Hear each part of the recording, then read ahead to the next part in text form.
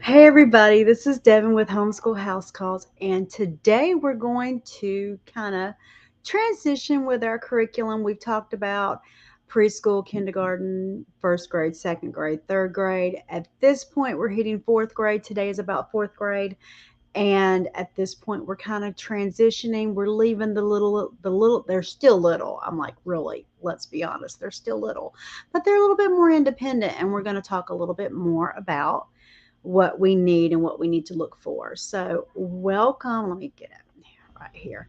Welcome to our 14 days of curriculum. I kind of had a couple of days I had to miss. We had some things going on, but we're back. We'll have 14 days. I promise we're going to cover everything. And today is about fourth grade curriculum picks. So, what I like for fourth grade, there's tons and tons of curriculum out there. So, if you don't like what I like, drop a note below and tell me what you do like.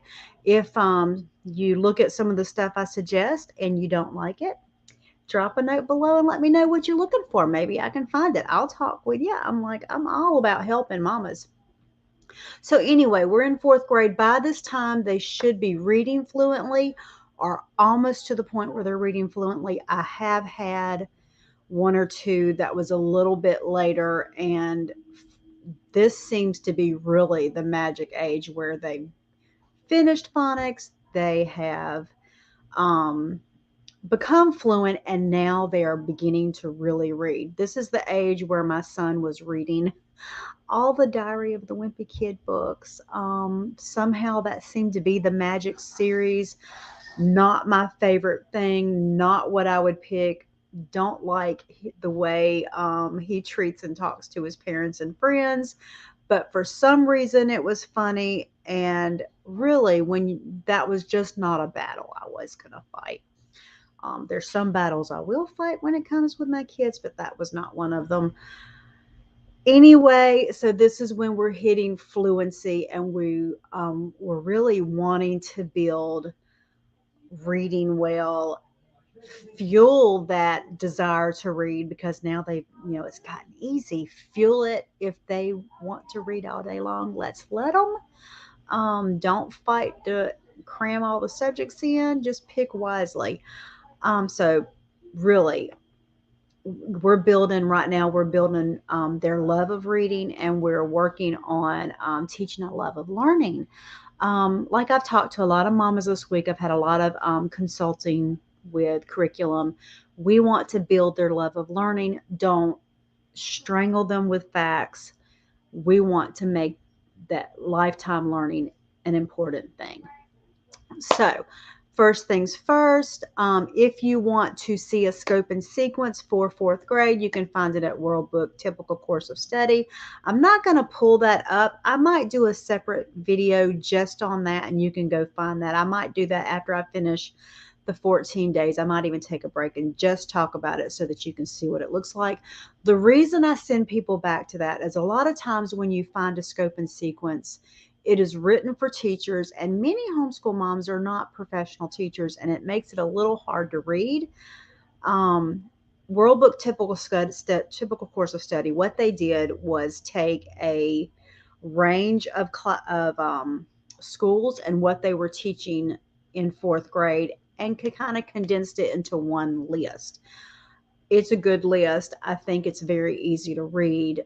They even have suggestions on their screen of things to buy that goes along with it. So it's a good thing. So that's where I would go before I would go to. You can type in and go to Google and say Alabama typical. No, not Alabama. Alabama scope and sequence fourth grade, and it will pull up your state's stuff. It's just not always, depending on your state, it's not always the easiest to read. And so I send people back to the World Book Typical Course of Study because they're similar and you can get that. But you can do to either one. Okay, when you're looking for curriculum, some things to listen to that I always ask and I always suggest is, number one, you want to narrow your overwhelm. Ask yourself a couple of questions before you type in homeschool fourth grade. Do you want faith-based or secular? Because that is going to give you a divide and kind of separate it out. let's see, I'm hitting the wrong thing. Sorry, guys. Do you want it online or offline?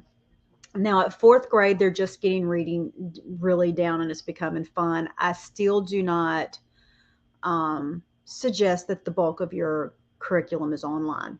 I don't think it's a good thing yet. That's something I think you still need to have that one-on-one connection. So I would still use online as supplement for fun. I'm not against online outsourcing type stuff. I'm not, but I would choose wisely. The main thing you want to do is to make sure that their reading and their math, there's no issues. And that's the same way that I talked about the younger grades. But you could add in stuff for science and for history if you wanted to. Perfectly fine. I'm just not, until you get a couple of years and you really know that there's no issues, I'm just not a huge fan of online for littles. I do start doing a mix. We do use learning apps with like my second grader. We use learning apps. We love them, but that is not her curriculum and not the base of her learning. I just want to make sure my teens are online, but at this point, I know where the learning disabilities are. I know where the problems are. And so I can make a judgment of whether they're in trouble or not. Okay, so that's my soapbox. So here are some of my top picks. For math, at this age, you can possibly, depending on what level they are, use teaching textbooks online. Math is one thing that I think can translate okay with not having it in person, but they are very, very good at what they do. I've also heard really good things about Beast Academy. They have online and offline. Teaching textbooks has online and offline. Matthew C. Um, they have classes. I don't think they have an online component yet, but they do have actual physical textbooks. I used them for years. Would be probably my top first pick. I am trying the Good and Beautiful out this year with my second grader. I will give y'all more maybe next year and update this as I go through their math because I'm unfamiliar with it. Their math is free. They go all the way up to level six, I think. I'll have to look and double check that, but I know there's a level 4 that is free. If you go into the tech area of our channel, you will find how to use that on your iPad or laptop without having to print. But even if you buy the hard set, it is very economical. A lot of people like master books. Let's see. Khan Academy is free, secular. I've been around a long time. A lot of people like their math. It is a little bit of a different approach to math. So it may not be what you're used to mentally, but not a bad. So those are my picks for math. Language arts, the Good and Beautiful, faith-based. That is what I will be using for second grade. We've used them all the way up through level 8. I think it's a good solid curriculum, very affordable. First Language Lessons by Susan Bauer Wise has been around for a long time. I do like that. They have, I'm not sure how many levels up, but I know they have fourth grade. That is what I like. Those are very gentle, very, very gentle. I think that's what I would pick if I don't like the Good and Beautiful, that's what I'll move to. So those are the ones I would use. Easy peasy, all in one, free. Definitely has fourth grade, all the subjects. That's another one that would be good. Let's see.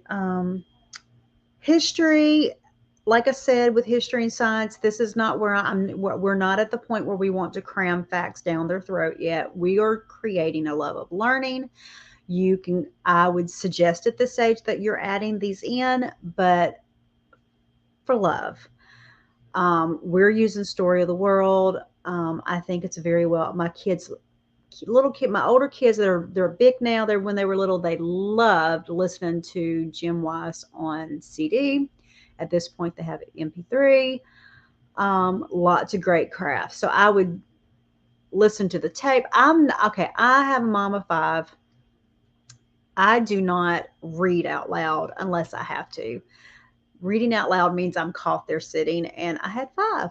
So it was on tape and we could listen to it, and it was pleasant to listen to on tape. Well, CD, I'm that old.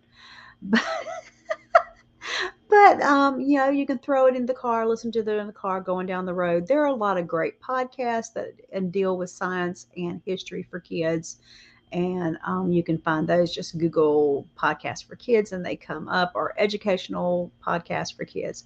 So we're wanting to create a love for history, a love for science. I would do something with lots of science experiments. For Lisi, I'm just got some books that have experience, and we will watch Magic School Bus and then find experience to go along with the cartoon. But Apologia, which is faith based, is very well done. Exploration Education is very well done. That was one of our favorite ones for physical science. That was secular. So, I mean, I go back and forth depending on what we need that year and what people like. Those are my top picks for those ages. If you want to know more about one, let me know. I will try to link them above. It will take me a few minutes to get that up there for you. But those are my top picks. Enjoy your time. Fourth grade is not an adult yet. They are still littles. Create that love of learning, create the excitement of learning. Take time. They're reading. If they want to read all afternoon, let them do it. My light went out. And enjoy your time. And I'm really excited. Tomorrow we'll talk about fifth grade, and soon we're going to be hitting middle school. Whoa, we're flying. But I will see you soon. Bye.